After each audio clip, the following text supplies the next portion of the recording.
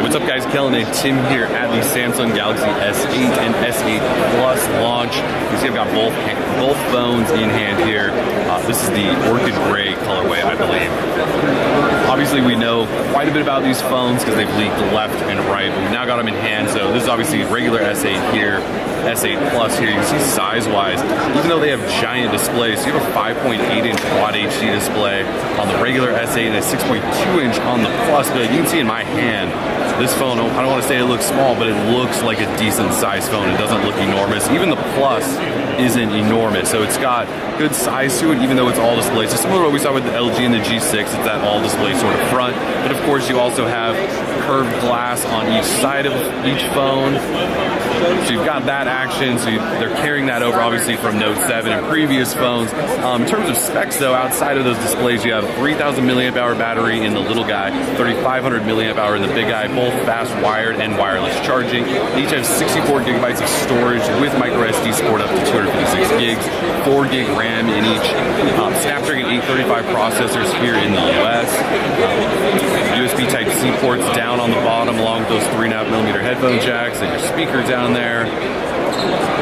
If we flip over to the back side, we do have cameras. So it's a 12 megapixel dual pixel camera again at f1.7. Going back to the front, you have 8 megapixel cameras up front, also at f1.7. So both cameras should be great. I'm just going to set the big guy down for a second.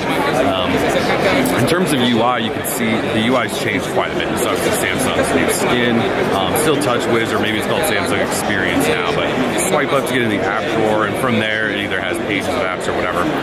You'll notice the on-screen navigation buttons down here, and you can customize those. We already flipped the back button over there onto the left side. You can see how those work. You can do some cool things like even color that. Jump in and just show you the sort of notification pull down.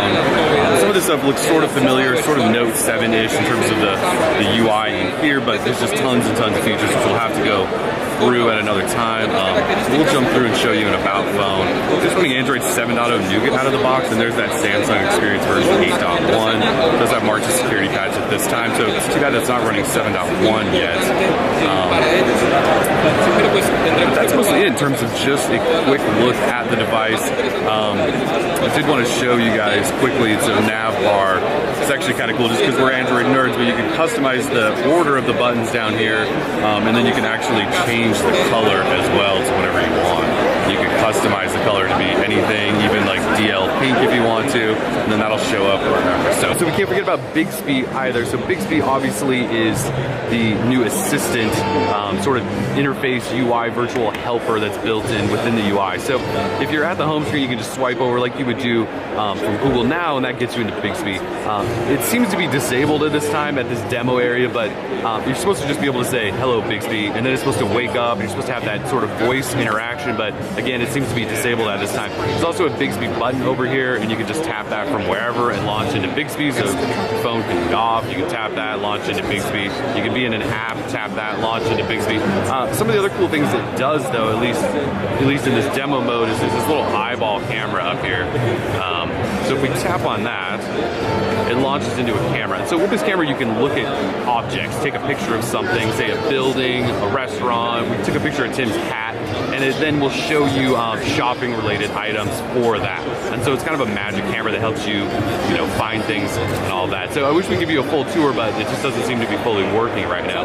Another thing to keep in mind is the fingerprint reader here is on the back, and it is located up there.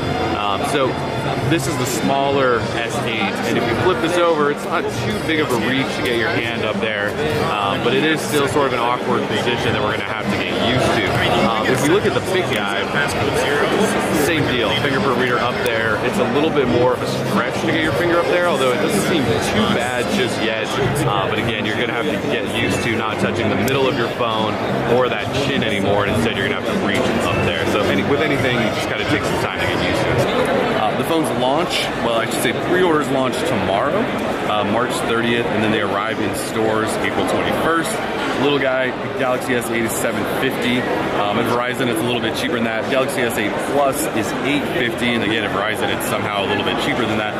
But they will arrive April 21st everywhere, and you can pre-order them basically everywhere as well. You got black, silver, and this gray color in the US, and that's pretty much it. We'll have more coming for Droid Life. Peace.